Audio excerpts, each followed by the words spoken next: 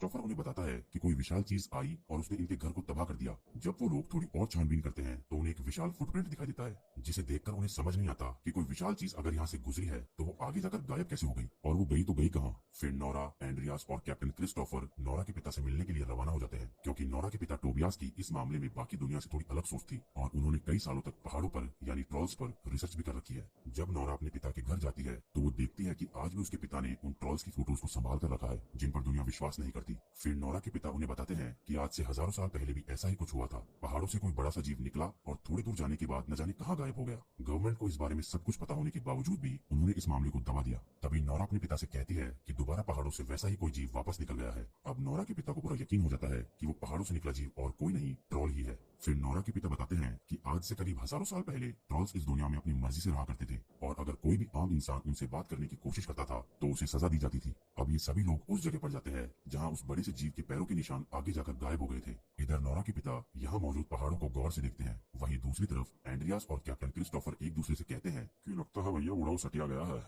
वो दोनों नोरा के पिता की हरकतों को देखकर उन्हें दिमाग से हिला हुआ समझने लगते हैं। वहीं अब नोरा भी अपने पिता की बचकानी हरकतों से तंग आ चुकी थी, पर तभी अचानक जब वो पीछे एक पत्थर को देखती है तो उसकी एक आंख खुल जाती है, यानी इसका मतलब ये सच में एक ट्रॉल है और अब ये ट्रॉल अपनी नींद से जाग चुका है। ये सभी लोग अपनी जान बचाकर जल्दी से हेलीकॉप्टर में जाकर बैठ जाते हैं और साथ ही उस ट्रॉल की लाइव रिकॉर्डिंग भी करते हैं, जिस रिकॉर्डिंग को पूरी कमेटी साथ बैठकर देखती है। और अब उन्हें भी यकीन हो जाता है कि सच में ये तो कोई जीता जागता दरिंदा है और अगर इसे सही समय पर नहीं रोका गया तो ये दुनिया के लिए खतरा बन सकता है। ये सभी लोग किसी न किसी तरह से अपनी जान बचाकर मिलिट्री कैंप में वापस आ जाते हैं। तभी नोरा कहती है कि वो इस क्रीचर के ऊपर रिसर्च करना चाहती है, लेकिन प्राइम मिनिस्टर उससे कहती है कि जितना समय तुम इस क्रीचर पर स्टडी करने में लगाओगी उतने समय में तो ये आसपास के कई शहरों को तबाह कर देगा। वो नोरा से कहती है कि अब तुम्हारा काम खत्म हो चुका है और अब प्राइम मिनिस्टर ट्रॉल का खात्मा करने का काम मिलिट्री को सौंप देती है। फिर कैप्टन क्रिस्टोफर अपनी टीम के साथ उस जगह पर जाने की तैयारी कर लेता है, पर तभी नोरा उससे पूछती है कि क्या तुम हमें भी अपने साथ उस जगह पर ले जा सकते हो। पहले तो कैप्टन उन्हें ले जाने से मना कर देता है क्योंकि उसे इस चीज की इजाजत नहीं थी, लेकिन बाद में वो मान जाता है। फिर ये सभी लोग ट्रॉल का खात्मा करने के लिए जंगल की तरफ रवाना हो जाते हैं, क्योंकि इनके मुताबिक ट्रॉल इस समय जंगल के आसपास ही होना चाहिए।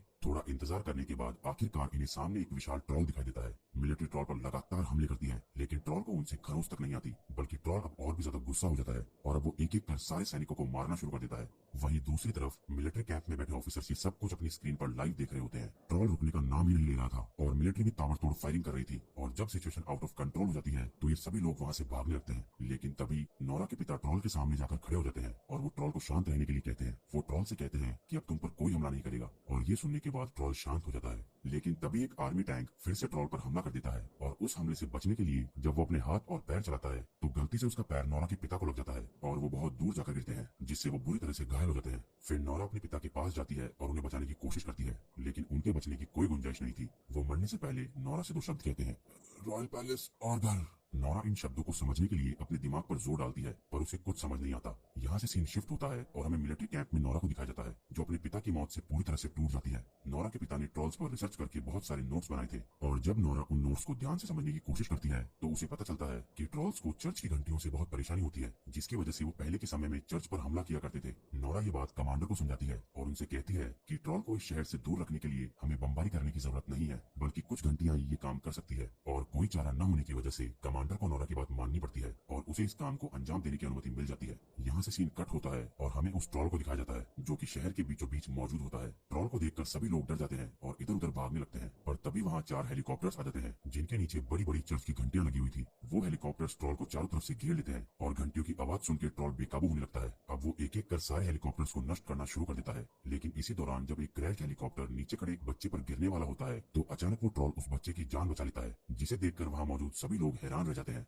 इस हादसे से ये साफ था कि ट्रॉल्स इंसानों का बुरा नहीं चाहता था। जाते जाते ट्रॉल नोरा के हेलीकॉप्टर को देखता है और चुपचाप वहाँ से चला जाता है। अब चूंकि नोरा अपने प्लान में फेल हो चुकी थी, इसलिए उसे इस मिशन से बाहर कर दिया जाता है और अब मिलिट्री कैंप में बैठे लोग उस ट्रॉल पर मिसाइल से हमला करने का फैसला करते हैं, जिस वजह से पूरे शहर को खाली करवाया जाता है। इधर नोरा को कुछ समझ नहीं आता कि अब उसे क्या करना चाहिए। तभी वो अपने पिता के कहे हुए आखिरी शब्द याद करती है, रॉयल पैलेस और घर। अब नोरा समझ जाती है कि हो ना हो वो ट्रॉल वहीं गया होगा, इसलिए वो अपने साथी एंड्रियास के साथ किंग पैलेस जाती है, जहां उसकी मुलाकात किंग के चीफ मिनिस्टर से होती है। नोरा उन्हें बताती है कि हो सकता है वो ट्रॉल यहाँ हमला करे, इसलिए जितनी जल्दी हो सके उतनी जल्दी आपको इस पैलेस को खाली करना होगा। तभी चीफ मिनिस्टर उनसे कहता है कि मुझे तो इस बात का पहले से ही पता था। फिर नोरा उनसे पूछती है कि आप इस बारे में और क्या क्या जानते हैं, जिस पर चीफ मिनिस्टर उन्हें बताता है कि पौराणिक किताबों में लिखा हुआ है कि अगर कोई राजा अपना घर किसी दूसरे राजा के घर के ऊपर बनाए तो उसे शुभ माना जाता है। और इस किंग पैलेस के बनने से पहले यहाँ ट्रॉल्स का घर हुआ करता था, जो कि इन पहाड़ों के राजा थे। लेकिन इस पैलेस के राजा ने अपने स्वार्थ के लिए उन सभी को मरवा दिया था। वो उन्हें ये भी बताता है कि कई सालों पहले एक ट्रॉल के बच्चे को जंगलों में ऐसे ही छोड़ दिया गया था, और हो सकता है कि अब वही ट्रॉल बड़ा होकर इस जगह को खत्म करना चाहता है।